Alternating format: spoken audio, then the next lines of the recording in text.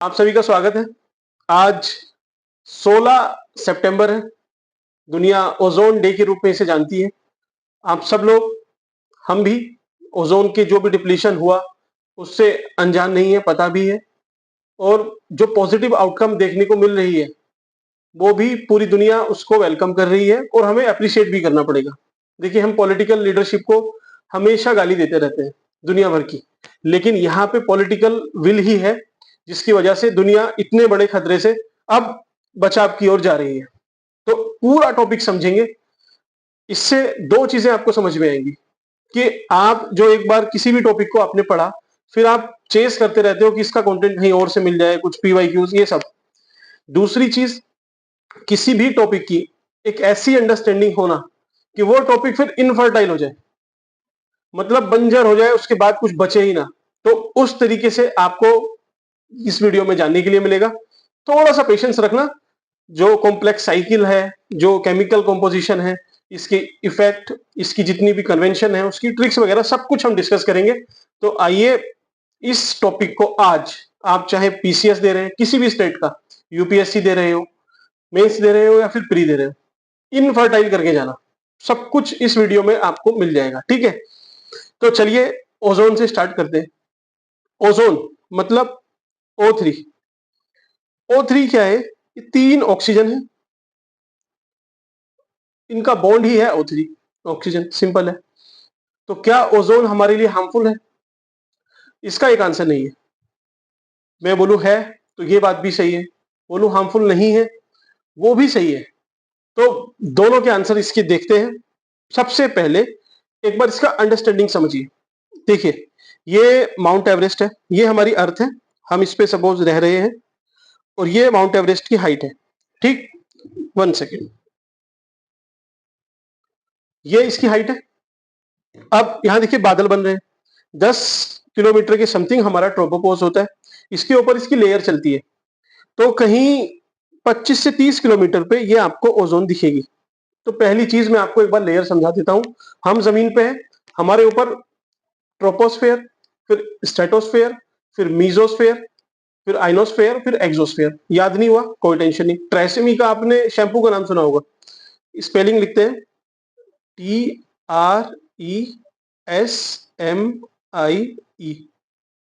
TRESemmé, spelling ऐसे ही याद करना। अब TR से ट्रोपोस्फेयर, इस पूरे को कंबाइन कर लेते हैं। ट्रोपोस्फेयर, S से स्ट्रेटोस्फेयर, M से मीजोस्फेयर, I से आइनोस्फेयर, E से एक्सोस्फेयर। एक्सोस्फेयर मींस इसके फिर यूनिवर्स पूरा चल ही रहा है। वैसे तो वो 100 मीटर से स्टार्ट हो जाता है। चलिए, ये आपने याद कर लिया, आई होप। याद नहीं किया तो इसको लिख लेना कहीं पे। अब TR, ट्रोपोस्फेयर के बाद आती है स्ट्रेटोस्फेयर, उसमें अपना ओजोन लेयर की ये एक लेयर है। कैसी सी है? आपको अभी भी थोड़ा सा इसमें कंफ्यूजन हो रहा होगा, तो चलिए इसको भी अभी थोड़ा सा एलेबोरेट करेंगे। आप पहले ये चीज समझिए, हम अर्थ से जब ऊपर की तरफ जाते हैं तो टेम्परेचर कम होता है। हाइट पे पहुंचते हैं, सपोज माउंट एवरेस्ट पे पहुंचते हैं, तो वहां पे आपको बर्फ ही बर्फ दिखेगी। क्यों? क्योंकि जैसे जैसे हाइट बढ़ती है, टेम्परेचर कम होगा। और जो माउंट एवरेस्ट की हाइट है, लगभग 8848 मीटर है, 8.5 किलोमीटर के समथिंग है, 9 किलोमीटर। तो वहां जाके सब कुछ ठंडा हो जाएगा, बर्फ बन जाती है। ये बात आपको पता है। लेकिन हम जो बोलते हैं कि स्पेस, तो स्पेस का आपको पता है कहां से स्टार्ट होता है? नहीं पता होगा, पता भी होगा तो चलिए आपकी अंडरस्टैंडिंग थोड़ी बढ़ जाएगी। जो स्पेस है वो 100 किलोमीटर ऊपर हमारी अर्थ से, अभी आप आसमान की तरफ देखना, 100 किलोमीटर ऊपर एक इमेजिनरी लाइन हमने ड्रॉ की हुई है, जिसको हम कर्मन लाइन बोलते हैं। अब ये 60 दिखा रहा है, इसके ऊपर यहाँ पे एक कर्मन लाइन है, ठीक है। करमान या कर्मन, ठीक, कर्मन लाइन है। उसको हम बोलते हैं कि हाँ, आप पहुंच गए, तो आप स्पेस में पहुंच गए। जेफ बेजोस, जो अमेजोन के फाउंडर हैं, उन्होंने स्पेस टूरिज्म की बात की, ठीक है। वो गए भी थे एक विमान में बैठ के। तो आप सोच रहे होंगे कि ये गए कहाँ थे, कहाँ गए थे? जो इंटरनेशनल स्पेस स्टेशन है वहां गए थे, चांद पे गए थे, कहाँ? या फिर आपको लगभग अभी शायद 5-6 लाख का खर्चा बता रहे हैं कि स्पेस में आप जा सकते हो, तो कहाँ चांद पे जाके आओगे? 5 लाख में, 10 लाख में? नहीं। ये जो 100 किलोमीटर की लाइन है, आप बस इस विमान में बैठ के ऊपर जाओगे और फिर नीचे आ जाओगे, यही स्पेस टूरिज्म है। तो ये स्पेस टूरिज्म है, ठीक है। अभी इवॉल्व हो रहा है, धीरे धीरे थोड़े टाइम बाद सबके लिए खुल जाएगा। ठीक है, तो आपने स्पेस का पूरा कंटेक्ट समझ लिया। अब उसी में है ओजोन, ऊपर ही है, देखिए जमीन पे भी होती है, लेकिन जो जमीन पे होती है उसके बारे में भी चलिए आपको धीरे धीरे पता चलेगा, अभी सारी चीजें फिर कंफ्यूज करेंगी। सिंपल सा है, अभी आसमान में है, वहीं पे एक ओजोन की लेयर है, लेयर कैसी है उसको भी देखते हैं। ये कुछ ऐसे समझ लीजिए, ओजोन होल, ये देखिए एक होल हो रहा है, ये हमारा आसमान है पूरा, इस आसमान में ही एक ऐसा होल है, ठीक है, ऑलमोस्ट ऐसा समझ लीजिए, इसी को ओजोन होल बोलते हैं। अभी भी नहीं आई समझ में बात, और समझते हैं। देखिए ये ट्रोपोस्फेयर, ये स्ट्रेटोस्फेयर, इसी में है कहीं ओजोन, ठीक है, ये ओजोन लेयर है, ये पूरी एक लेयर है। ऐसा समझ लीजिए कि ये पूरा एक बादल सा बना हुआ है जिसमें कोई भी चीज इजीली आ नहीं सकती। ठीक, तो इधर आप देख रहे हो मेरे लेफ्ट साइड में, मैं थोड़ा इधर हो जाता हूं, ये यूवीए, तीन तरह की वेव्स है, अल्ट्रावायलेट वेव्स रेज तीन तरह की है, ए बी सी। तो ए तो नीचे आ सकती है, इन बादलों को चीर के नीचे आ सकती है, आती है। तो ए से हमें खतरा होगा क्या? जब आ ही रही है तो खतरा किस चीज का है? जो सी है ये बिल्कुल भी नहीं आती है, जो सी है वो बिल्कुल भी नहीं आती है, तो क्या इससे हमें खतरा होगा? हाँ, अगर ओजोन होल होगा तो हो सकता है ये नीचे नीचे आ जाए, और इससे हमारी जो भी स्किन प्रॉब्लम है, स्किन डिजीजेज है, कैंसर है, वो हो सकता है। तो सी डेंजर है। और है अल्ट्रावायलेट वी, वी क्या है? आती भी है और नहीं भी आती, मतलब सरफेस पे, जमीन पे, आपके हमारी बॉडी पे इसकी रेस थोड़ी बहुत पड़ती है, ज्यादा नहीं। तो अगर ओजोन होल थोड़ा सा बड़ा होगा तो सबसे पहले कौन सी आएगी? यही वाली आएगी, इससे हमें खतरा है, क्योंकि ओजोन लेयर अगर थिकनेस उसकी कम होती है तो ये आ जाएगी इजिली, ये आ गई तो फिर ये हार्मफुल है। ये हमारे लिए हार्मफुल है क्या? नहीं। तो बी और सी हार्मफुल है, बी क्योंकि थोड़ी आती है और ज्यादा जाएगी, इसलिए हमें थोड़ा सा ज्यादा खतरा है। तो आई होप आपको ये समझ में आया होगा कि चक्कर क्या है। ठीक, अब देखिए रेस जितनी आ रही है आपको पता चली, अब देखते हैं कि ओजोन बनती कैसे है ना, आपको पता होना चाहिए। फिर इससे आपको मैं बताऊंगा कि अंटार्कटिक पे क्या है, आर्टिक पे क्यों बनती है, सब चीजें समझेंगे अभी आराम आराम से। फॉर्मेशन ऑफ ओजोन, सिंपल सी लैंग्वेज में आपको समझना है। ये सपोज एक ऑक्सीजन का एक एटम है, ये ऑक्सीजन समझ लीजिए O2 है, ठीक है। आज हमें पता है कि ऊपर है हमारे एटमॉस्फेयर में ओजोन है। तो जब ये तीन मॉलिक्यूल्स मिल जाते हैं, सॉरी ये O1 O1 O1, ये तीनों हो गए, O3 हो गया, यही ओजोन है। तीन जब एटम मिल जाते हैं ऑक्सीजन के तो ओजोन का फॉर्मेशन होता है। अब देखिए ऊपर से एनर्जी आई, ठीक है, वो इनको ब्रेक कर देगी, दो पार्ट्स में ब्रेक किया, ठीक है, फिर इन दो को, ये फिर दो में हो गए, फिर ये दो से तीन हो जाएंगे, ये फिर तीन हो जाएंगे, तो ये ओजोन बन गई ना। तो ओजोन का फॉर्मेशन ऐसे होता है कि एक ऑक्सीजन है, वही सनलाइट से फिर डिफ्यूज हो जाएगी, दो एटम बनेंगे, दो डिफ्यूज होंगे, उनसे चार बनेंगे, उन चार में से तीन एक जगह मिल जाएंगे, ओजोन का फॉर्मेशन हो गया। तो फिर एंटार्क्टिक और आर्टिक का क्या सीन है? तो चलिए एक बार ओजोन को सही से देख लेते हैं। ये अपना सर्कल है, ठीक है, ये इक्वेटर है, आपको पता है। इसको हम क्या बोलते हैं? Arctic, ARCTIC। और इंग्लिश में एंट जो होता है ना, इसका मतलब होता है अपोजिट, उल्टा। तो आर्कटिक का अपोजिट क्या हुआ? एंट लगा दो इसमें, एंट, आर्कटिक, एंटार्क्टिक हो गया। तो ये सदर्न हेमिस्फीयर है, सदर्न हेमिस्फीयर है, ये नदर्न हेमिस्फीयर है, ये इक्वेटर है। अब आपने न्यूज में सुना होगा कि जो आर्कटिक का होल है, ये जो नदर्न हेमिस्फीयर वाला है, ये जल्दी कवर हो जाएगा, जबकि जो एंटार्कटिक का है, ये जो है साउथ वाला जो है, ये थोड़ा सा लेट होगा। तो ऐसा क्यों? तो चलिए इसको समझते हैं। इससे आपको दो चीजें समझ में आएंगी, उसके बारे में आप, मैं चाहूंगा कि आप उसको पकड़ो। कैसे?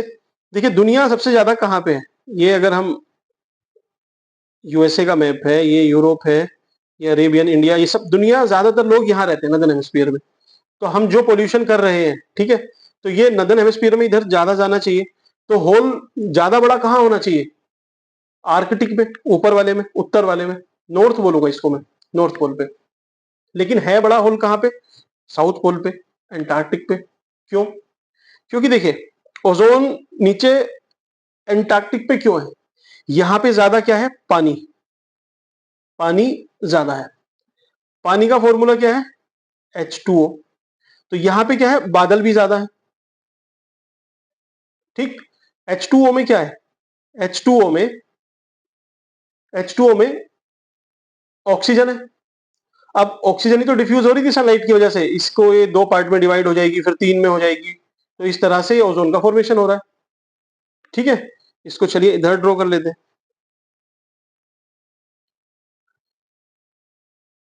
जो अपना एंटार्क्टिक सर्कल है, ठीक है, ये वाला जो पार्ट है, इसमें क्या है? पानी ज्यादा है, ज्यादा पानी है, तो यहाँ पे ज्यादा क्लाउड बनेंगे, बादल बनेंगे।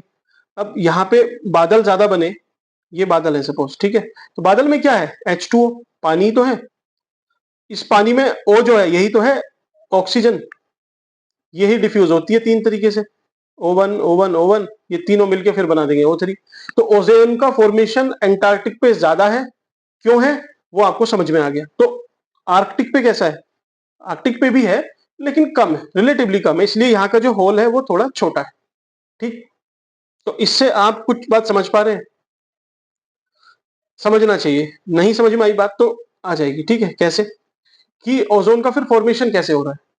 एक तो नेचुरल रीजन है, आपको समझ में आया भाई, हम कुछ नहीं भी कर रहे तब भी ओजोन बनती है। एक है एंथ्रोपोजेनिक, एंथ्रोपोजेनिक मानव जनित, हम जो करते हैं।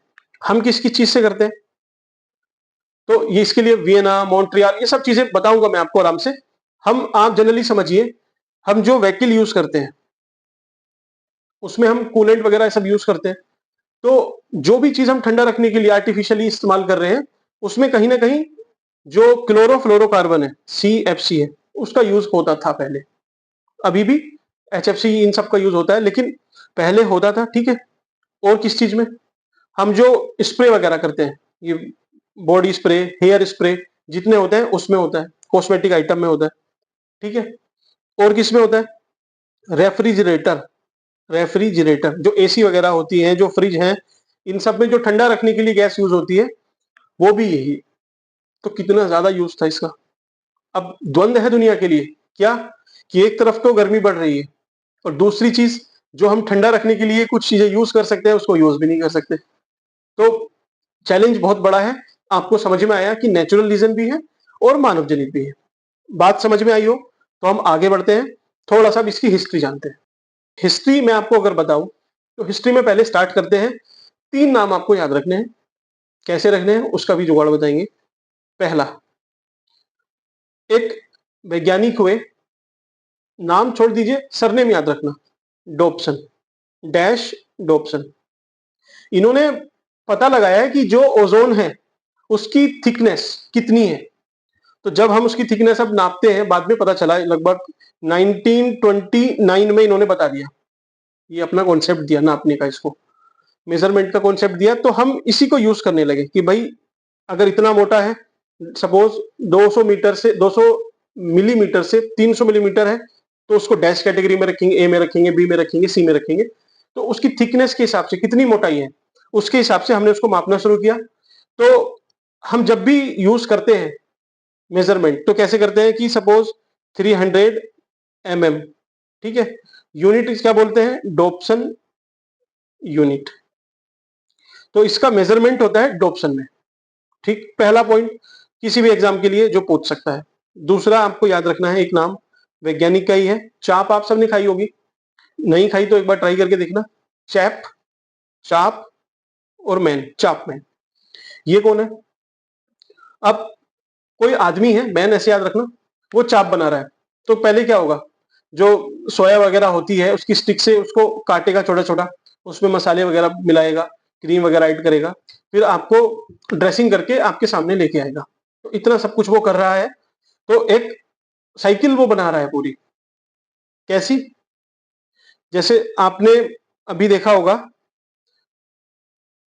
ओजोन, O3, इसमें कुछ क्लोरीन वगैरह ऐड हो जाती है, फ्लोरीन, हेलोजन, ये सब मिलके एक केमिकल रिएक्शन बनाते हैं। ठीक है, वो केमिकल ऐसी रिएक्शन है जो मल्टीप्लाई होती रहती है। तो अगर मैं इसको आपको समझाऊं तो यूजफुल नहीं है, एग्जाम में पूछता नहीं है, और क्यों पूछेगा उसका भी कोई मतलब नहीं है। तो बस आपने इनका नाम याद रखना है, चैपमैन साइकिल। ठीक है, तो अगर आपसे कभी पूछ ले, गलती से पूछ ले कि जो साइकिल चलती है जिससे ओजोन क्रिएट होती है या फिर हार्मफुल ओजोन क्रिएट होती है, उसको क्या बोलते हैं, तो चैपमैन साइकिल। ठीक। तीसरा नाम आपको याद रखना है, जोसेफ फरमान। एक फरमान आया था इनका, उसके बारे में डिस्कस करेंगे। मींस क्या था कि ये अंटार्कटिक सर्कल था, सपोज ये अपना अंटार्कटिक है, यहाँ पे इस सर्कल पे एक रिसर्च स्टेशन रहता है इनके, यूएस वालों के, सबके है वैसे, हमारा भी, गंगोत्री मैत्री वगैरह। तो यहाँ पे इनका रिसर्च स्टेशन था। तो इन्होंने पहली बार देखा कि एक बहुत बड़ा होल है, जो ओजोन लेयर थी उसमें एक बहुत बड़ा होल इन्होंने ऑब्जर्व किया, जो थिकनेस थी ओजोन की वो कम हो रही थी। तो ये थोड़े से परेशान हुए, इन्होंने अपनी मशीन वगैरह, वो पहली बार तो 1983 में इन्होंने देखा था। इन्होंने बोला कि नहीं ऐसा नहीं है, मेरी मशीन खराब होगी, क्योंकि अभी तक नासा ने भी नहीं बताया। तो फिर ये दूसरी मशीन लेके गए, अलग स्टेशन पे जाके इन्होंने मेजरमेंट किया, तब इन्होंने बोला कि नहीं भाई बात सही है, यहाँ तो और ज्यादा बड़ा हो गया है होल। कितना? लगभग जो थिकनेस थी उसकी 40% तक कम हो गई थी। एक बादल है समझ लीजिए, वो बादल 40% तक कम हो गया है। तो ये थोड़ा डर गए, जाके नासा को बताया, नासा ने अपनी सैटेलाइट से देखा, तो बात उसने कंफर्म की, तब दुनिया ने जाना।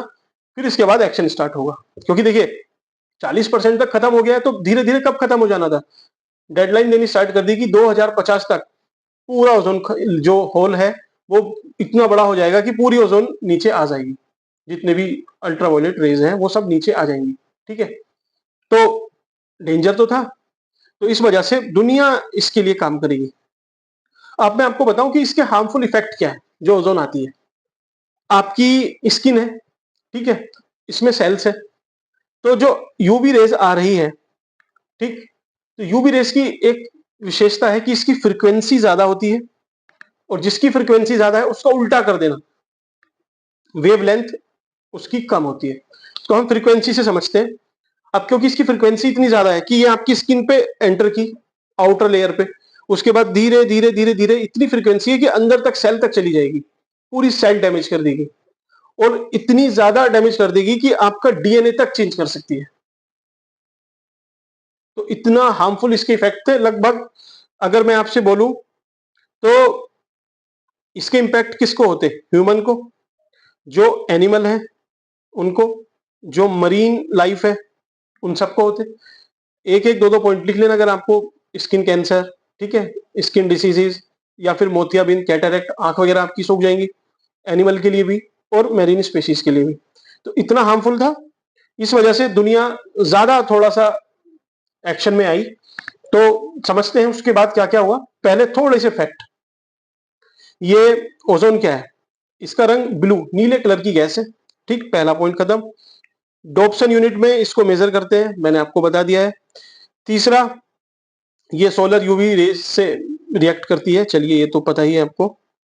और जो इसकी थिकनेस है वो लगभग लगभग 300 से 500 mm इतनी है। ये पूछता भी है, इसको ध्यान रखना, ठीक है, पूछ लेगा नहीं तो 3 से 5, तो ध्यान रखना, यूवी रेस 300 टू 500 mm। ठीक, ये पॉइंट हुआ आपका। लास्ट वाला ये तो रीच्ड, इसको छोड़ दीजिए, इसमें कुछ नहीं। तो इतना सब कुछ हुआ, 1983 में पता चल गया था, दुनिया अवेयर हुई, 1 साल लगा सबको जानने में। तो बोला कि भाई हमें करना क्या है, अब करेंगे क्या। तो सबसे पहले जब एक्शन का कुछ आपको लेना है, एक्शन लेना है, दुनिया को लेना है, तो पहले वो देखेगी कि भाई इसके है क्या क्या चीजें, कौन कौन सी गैस है एक्चुअल में, कि भाई गैस कौन सी है जो हमें इतना ज्यादा हार्मफुली ये सब हम प्रोड्यूस कर रहे हैं, उसकी वजह से जाके ऊपर वो रिएक्ट कर रही है। तो मैं आपको बताऊं फिर से, अर्थ है, इक्वेटर है, ठीक है। सपोज हमने यहाँ पे सीएफसी, हम जो कूलेंट अपने व्हीकल वगैरह में यूज कर रहे हैं, एसी में यूज कर रहे थे, ठीक है, रेफ्रिजरेटर में यूज कर रहे थे, वो गैस यहाँ से एमिट होगी, ठीक है, जाके ऊपर जाएगी और यहाँ पे रिएक्ट कर लेगी। तो इससे क्या होगा, ओजोन का डिप्लीशन इन क्लोरीन, फ्लोरीन या फिर हेलोजन, ये जितने हेलो आइटम्स है इन सबसे हो रहा था, इन गैसों से होता है। ठीक, तो निकलती कहाँ कहाँ से भाई, एसी, रेफ्रिजरेटर, व्हीकल, एयर जो स्प्रे होते हैं, डिओडेंट, इन सबसे निकलती थी। ठीक, तो पहले इनको आइडेंटिफाई किया गया, ठीक है। तो आइडेंटिफाई किन किन गैसों को किया गया, तो पता लगाया गया कि भाई CFC है, HFC है, HFC, ठीक है, और ये जितने हेलोन्स है। तो फिर करेंगे क्या भाई, एक दिन में तो सारे बैन लगा नहीं सकते कि भाई कल से बंद, सस्टेन ही नहीं कर पाएगा। तो इन्होंने आइडेंटिफाई की 1985 में, ठीक है। क्या बोला इसको, ओजोन डिप्लीटिंग सब्सटेंस, ODS, कि ये हार्मफुल गैसेस हैं। अब देखिए क्लोरो आपको कहीं भी मिल जाए ना, CHLORO, क्लोरो आपको कहीं भी मिल जाए तो ये हार्मफुल ही है, ध्यान रखना। कहीं भी आ जाए इसको नेगेटिव सेंस में लेके चलना, ठीक। तो इनको एक सारी गैसेस को क्लब किया गया, एक नाम दिया गया ODS, ओजोन डिप्लीटिंग सब्सटेंस, ठीक। 1985 में इनको आइडेंटिफाई कर लिया गया। अब करेंगे क्या कि भाई हमें इसको कम भी तो करना है, आइडेंटिफिकेशन से थोड़ी कुछ होगा। तो अब कम करने के लिए इसके लिए थोड़ा कुछ किया जाएगा। कहा, नॉर्दर्न हेमिस्फीयर में, नॉर्थ अमेरिका, और नॉर्थ अमेरिका में जो कनाडा है वहां पे एक शहर है इधर, मॉन्ट्रियल, ठीक है। फोटो आप देख सकते हैं, ये शायद सेकंड बिगेस्ट सिटी है कनाडा की, ठीक, क्यूबेक प्रांत में है। तो वहां पे बोला गया कि भाई ये जो ODS है ना, ओजोन डिप्लीटिंग सब्सटेंस है, हमें इसको कम करना है। किस किस को कम करना है, तो दुनिया को दो पार्ट में डिवाइड किया कि एक तो है विकसित देश, दूसरे हैं विकासशील, विकासशील या फिर गरीब देश लगा लीजिए इनको, कि भाई एक तो ये पैसे वाले हैं, एक गरीब है, ठीक।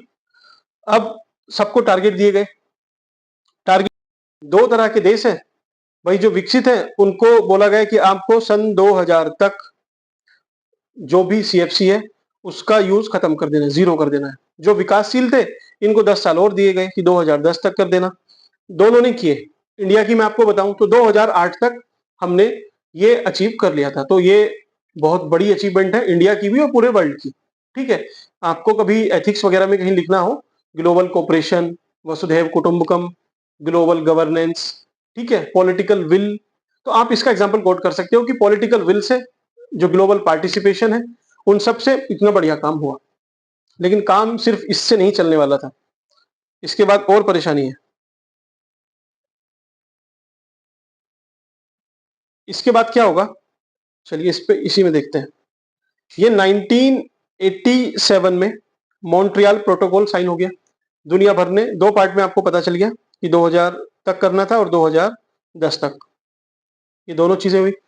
अब लगभग बोला कि यार हम एक काम करते हैं, इसके 10 साल बाद जब इसकी एक डिकेड हो जाएगा इसको, तो कुछ सेलिब्रेशन भी होना चाहिए ना। तो लगभग लगभग 1997 में एक बीजिंग सप्लीमेंट आया, बीजिंग सप्लीमेंट। इसने बोला कि भाई CFC तो हम बंद कर दिया, लेकिन जो HCFC है वो तो अभी भी चालू है, तो उसको भी हमें कम करना है। कैसे कम करना है भाई, सारे देश डिसाइड करो कैसे करना है, लेकिन उसको भी कम करना है। तो HCFC, हाइड्रोक्लोरोफ्लोरोकार्बन, देखिए क्लोरो आ गया इसमें तो ये खतरनाक है, बोले हम इसको भी कम करेंगे। ठीक है, सब लोग इसको मानेंगे, माना भी लोगों ने। तो इसमें बीजिंग सप्लीमेंट में टारगेट, भाई जो डेवलप वर्ल्ड है वो तो भाई आप जल्द से जल्द इसको कंट्रोल करो।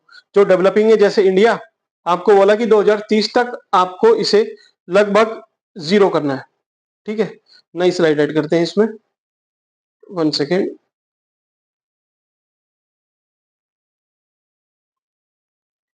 इंडिया को क्या बोला कि 2030 तक आपने इसे खत्म करना है। सही बात है, हम करेंगे, क्योंकि इंडिया का अचीवमेंट देखना आप, 2008 में हम अचीव कर लेते हैं मॉन्ट्रियल के टारगेट। अब लग जाएंगे हम बीजिंग वाले पे, तो हम 2013 में एक्शन प्लान लेके आते हैं। क्या, 3 चरणों में हमें इसे खत्म करना है। किसको, HCFC को। पहला चरण 2013 से 2017 तक, दूसरा फेज 2017 से 2023 तक, तीसरा फेज 2023 से 2030 तक। 3 फेज में हमें इसे खत्म करना है। ठीक, इसको बोलते हैं HCFC phase out, phase out management plan. इसको 1 बोलते हैं, इसको सेकंड बोलते हैं, इसको थर्ड बोलते हैं। तो अभी हम किस चरण में हैं? इस तीसरे वाले चरण में हैं। ठीक, ये दोनों पे हमने काम कर लिया है। आपने देखा भी होगा, पिछले 1-2 साल की आप न्यूज़ उठा के देखोगे, तो सरकार ने काफ़ी चीज़ें जो हम इम्पोर्ट करते थे, जो बनती थी, वो भी बंद की हैं। अब एक चीज़ समझिए, आपको किसी को इंडस्ट्री लगानी है कोई, ठीक है? आप अगर केमिकल से कुछ जुड़े हुए हैं, इसको लगा रहे हैं, तो आपके मन में एक अनसर्टेनिटी रहेगी कि यार पहले इस गैस को बोलते हैं कि भाई इसको बैन करो, इसको यूज़ कर सकते हो, फिर दूसरी हम यूज़ करते हैं, तो फिर उसको बैन करते हैं, फिर तीसरी ले आएँगे। तो ऐसे होगा क्या? ये तो फिर कंपनी के लिए नुकसान है। तो इसी वजह से इसके रेट बहुत हाई रहते हैं। आपने देखा होगा, आप कभी गाड़ी में गैस डलवाना, 1000-1500 से कम की नहीं डालते वो छोटे से डब्बे में। फ्रिज में डलवाना, कहीं भी महँगी गैसेज़ होती है। तो ये अपना हुआ। अब इसके बाद बढ़ते हैं, ये तो इंडिया का मैंने आपको प्लान बताया। किसका? मॉन्ट्रियल, मॉन्ट्रियल के बाद बीजिंग, और बीजिंग का ये सप्लीमेंट चल रहा था। 2016 में किगाली, किगाली कहाँ पे है? किगाली है ये रवांडा, अफ्रीका कॉन्टिनेंट है, बीच में रवांडा है। इस रवांडा की कैपिटल है किगाली। किगाली ही क्यों? भाई इसको क्यों चूज किया गया? क्योंकि इसको ऐसा बोलते हैं कि उस टाइम पे लगभग ये 54% जो अपना प्लान था उसको अचीव कर चुका था। तो उस टाइम पे टॉप पे चल रहा था। बहुत तारीफ की दुनिया ने इसकी। इस वजह से यहाँ पे सबमिट हुई। इस सबमिट में बोला कि भाई कुछ ना कुछ तो हम इसके नाम से फेमस करेंगे। अब देखिए, अगर किगाली का ये एग्रीमेंट इतना बड़ा साइन नहीं होता तो किगाली रवांडा इतना कौन जानता है? तो किगाली फेमस हुआ, किगाली एग्रीमेंट। ठीक, इसमें क्या बोला? इसमें फिर एक नई गैस को कुछ को बैन करेंगे, कुछ को स्टार्ट करेंगे। अब इन्होंने बोला कि भाई हमें HFC जो हाइड्रोफ्लोरोकार्बन है, ये हम अब यूज कर रहे हैं, करिए आप, कोई दिक्कत नहीं। लेकिन ये ओजोन को नुकसान नहीं पहुंचाती है, ओजोन को नुकसान ये नहीं पहुंचाती है, पहली चीज। ठीक, इसमें क्योंकि हाइड्रोफ्लोरोकार्बन कार्बन है, क्लोरो नहीं है, तो ये नुकसान नहीं पहुंचा रही। लेकिन इसका नेगेटिव क्या हुआ कि ये जो ग्लोबल वार्मिंग है, ग्लोबल वार्मिंग है, ठीक है, इधर लिख लेते हैं, उसमें ज्यादा कंट्रीब्यूट करती है। कैसे? कि भाई CO2 है, उसके बाद मीथेन है, फिर PFC और ये HFC, इन सबसे क्या है ना, HFC का क्या है, जो पोटेंशियल है वो बहुत ज्यादा है। कि है तो ये कम, लेकिन इसका पोटेंशियल लगभग 11,000 गुना ज्यादा है एज कंपेयर टू CO2। आप CO2 जितना एमिट कर रहे हो, अगर लगभग उतना ही आप एमिट करने लगो HFC, तो उसका पोटेंशियल 11,000 गुना ज्यादा है। तो इतना ज्यादा वो नुकसान पहुंचाएगी, इतना ज्यादा वार्म कर देगी। तो देखिए, अब लड़ाई वही आ गई। ये ठंडा करने के लिए तो सही है, लेकिन कर क्या रही है? ऐसे ही नियम बनाए हैं, आप आर्टिफिशियली उसको कम करोगे तो वो कहीं ना कहीं आपको नुकसान पहुंचाएगी। इससे रिलेटेड चलिए मैं आपको एक कॉन्सेप्ट बताऊं, लिमिट टू ग्रोथ। ये ज्योग्राफी का है, हार्डकोर ज्योग्राफी का है, सब लोगों की समझ में आता नहीं है। तो आप कोशिश करना, इसको बताने का मन नहीं है, लेकिन क्योंकि दिमाग में आ गया पढ़ाते पढ़ाते, तो आपको हेल्प करेगा। 1972 में दिया था कॉन्सेप्ट। क्या था कि देखिए, आप कितना भी पॉल्यूशन करो, कुछ भी करो, टेक्नोलॉजी लेके आओ। ऐसा बोलते थे पहले कि हम पहले पॉल्यूशन करते हैं, खूब बढ़िया औद्योगिक क्रांति लेके आएंगे, उससे क्या होगा? पॉल्यूशन होगा। उस पॉल्यूशन के लिए हम टेक्नोलॉजी ले आएंगे ताकि वो पॉल्यूशन कम हो जाए, तो पॉल्यूशन भी कम हो गया और हमारा विकास भी हो गया। ये एक थ्योरी आई, ये इसको खारिज करती थी। इसने बोला कि ठीक है, आप टेक्नोलॉजी ले आए, उससे आप कम भी कर लोगे पॉल्यूशन, लेकिन अर्थ की एक लिमिट है, ये कैरिंग कैपेसिटी है, या फिर एक लिमिट है कि इसके ऊपर अगर आप जाओगे तो फिर आप कितनी भी टेक्नोलॉजी यूज कर लो, आपका नुकसान होना ही है। तो बोले भाई ऐसा कैसे होगा? तो चलिए समझते हैं। आज के टाइम पे कुछ लोग बोलते हैं कि भाई renewable energy, solar energy, EV, nuclear energy, ठीक है, और कौन कौन सी जो भी आपको याद आ रही है, आपका विंड एनर्जी। तो इससे तो भाई कोई नुकसान लगता नहीं कि हो रहा है। लेकिन लिमिट टू ग्रोथ बोल के गई थी कि भाई कुछ भी कर लो, आप कितनी ही टेक्नोलॉजी ले आओ, नुकसान तो होगा, और वो नुकसान अल्टीमेटली ह्यूमन को ही झेलना पड़ेगा। चलिए, सोलर एनर्जी का क्या है? सोलर एनर्जी में कोई दिक्कत नहीं है, लेकिन इसके बाद जो वेस्ट जनरेशन होगा, क्योंकि स्टोरेज का कुछ है नहीं अपने पास, तो वो वेस्ट आप कहाँ डालोगे? अर्थ पे ही कहीं ना कहीं डालते हो, वहां पे जाके वो कचरा इकट्ठा हुआ। इस कचरे से क्या होगा? ये अल्टीमेटली जो ह्यूमन की हेल्थ है भाई, इस कचरे को मछली खाएंगी, ठीक है, मछली इंसान खाता है तो इंसान की वोट लगेगी, पहली चीज समझ में। अब ईवी, ईवी से क्या होगा, ई वेस्ट जनरेट होगा, फिर वही साइकिल जनरेट होगी। आप चलिए और कुछ समझिए, सपोज हमने इंडस्ट्री लगाई, ठीक, उससे पॉल्यूशन हुआ, उस पॉल्यूशन से क्या होगा, ह्यूमन की हेल्थ खराब होगी, हेल्थ खराब हुई तो जो भी उसने पैसा कमाया था वो पैसा हेल्थ पे खर्च कर देगा। तो बात तो वही हुई। एक कहावत भी है इसके लिए कि पहले आदमी पैसा कमाता है अपने स्वास्थ्य को बिगाड़ के, दिन रात काम करेगा, खूब मेहनत करेगा, फिर क्या होगा, 30-35 साल 40 साल तक जब वो पहुंच गया, फिर क्या करता है, फिर जो पैसा कमाया है उसी पैसे को अपनी हेल्थ पे खर्च करता है। भाई उसको बीमारी होती है, शुगर, ये सब, तो कितना डायबिटीज वगैरह चलती है नॉर्मली भी, वो अपनी हेल्थ को बचाने के लिए उस पर पैसा खर्च करता है, ठीक है। तो अल्टीमेटली क्या हो रहा है भाई, जो आप कमा रहे हो वो आपसे प्रकृति ले रही है। कुल मिला के ये है कि भाई ये कैरिंग कैपेसिटी है, एक लिमिट है, लिमिट से ऊपर कुछ भी नहीं जाना चाहिए, अदरवाइज आपको वो पे करना पड़ेगा, ठीक। किगाली का आपको समझ में आया, किगाली में भी यही है कि एचएफसी आपने बैन करनी है, सबको बैन करनी है। अब लेकिन क्या हुआ, दुनिया 3 भागों में डिवाइड हो गई। पहली तो वो जो डेवलप थी, विकासशील विकसित देश, यूएसए वगैरह। दूसरी वो जो गरीब थी एकदम, अभी भी है, अफ्रीका में है, ठीक। तीसरी कैटेगरी आई इसमें निकल के, जो इमर्जिंग है, मतलब ना तो पुअर है ना ही डेवलप्ड है, बीच की है, जैसे इंडिया चाइना। तो भाई अब जो क्राइटेरिया रखा जाएगा वो 3 तरह से रखा जाएगा। पहला कि भाई हमें एचएफसी कम तो करनी है, लेकिन पूरी हमें खत्म नहीं करनी है। कब तक करनी है, तो भाई कुछ लोगों को 2043 तक करनी है, कुछ को 2045 तक करनी है, कुछ को 2047 तक करनी है। तो भारत देखिए कब आजाद हुआ था, 1947 में। विकसित भारत का हमारा विजन भी है 2047 का, तो हमारा टारगेट ये 2047 का ही है, ठीक है। अब तब तक हमें जो भी एचएफसी है उसका कुछ परसेंट, सारा नहीं है, इसमें कहीं दिया होगा, ये है ना, reduce them to by 80 to 85% by late 2040, कि भाई 2040 के दशक में हमें लगभग 80% 85% तक खत्म करनी है। तो पहली चीज आप ये मत सोचना कि 100% खत्म हो रही है, वो याद रखना। दूसरा ये, आपको समझ में आई बात, आई होप समझ में आई होगी। अब थोड़ा सा इंडिया क्या कर रहा है कि भाई ठीक है, हम टेक्नोलॉजी वगैरह से तो हम कर ही लेंगे, लड़ ही लेंगे, लेकिन हमें अपना इंडियन कूलिंग एक्शन प्लान भी जारी करना पड़ेगा कि भाई हम कुछ ऐसा विकास करके चले जो नेचुरली हमारे यहाँ इन चीजों का कम यूज हो। जैसे हम अगर घर बनाए तो घर की छत पे गार्डन वगैरह रखें ताकि वहां प्लांट्स वगैरह हो, ठीक है, तो ज्यादा वार्मिंग होगी ही नहीं। दूसरा, देखिए ये रूफ होती है, आपने एल्बिडो का कॉन्सेप्ट सुना होगा कि यहाँ से जितनी भी सनरेज आई वो रिफ्लेक्ट बैक कर देता है, अगर ये सरफेस व्हाइट है तो, सफेद है तो, ठीक है। आप जाते हो कहीं पहाड़ वगैरह पे जहां बर्फ पड़ती है तो वहां देखना सब लोग चश्मे लगाते हैं, ठीक है, स्पेक्स सॉरी गॉगल्स लगाते हैं, सनग्लासेस लगाते हैं, क्यों, क्योंकि बर्फ क्या है, सफेद रंग की है, उसका एल्बिडो हाई है, जितनी भी सनलाइट उस पर पड़ती है वो उसको रिफ्लेक्ट बैक करती है ज्यादातर, तो वो फिर आपकी आंखों पे पड़ेगी, इसलिए सब सनग्लासेस लगाते हैं।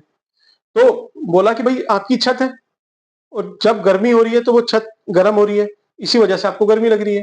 उस छत पे आप पूरे में अगर व्हाइट पेंट करा दो तो जो सनरेज आएगी वो ज्यादातर रिफ्लेक्ट बैक हो जाएगी, तो उससे क्या होगा, आप आराम से रह सकते हो, कोई दिक्कत थोड़ी है। ज्यादा मतलब ऐसा नहीं है कि ठंडा हो जाएगा, लेकिन ज्यादा गर्म नहीं होगा। आप सऊदी अरेबिया वगैरह में जाओ, जो हमारे यहाँ मुस्लिम कम्युनिटीज हैं वो भी, आपने देखा होगा, सफेद कुर्ता पहनते हैं। क्यों पहनते हैं, क्योंकि उनका ओरिजिन है अरब से।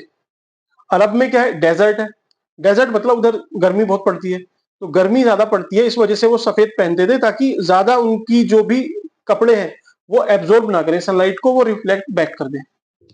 सेम ऐसा ही आप राजस्थान चले जाइए, वहां भी ज्यादातर लोग कुर्ते पजामे पहनते हैं।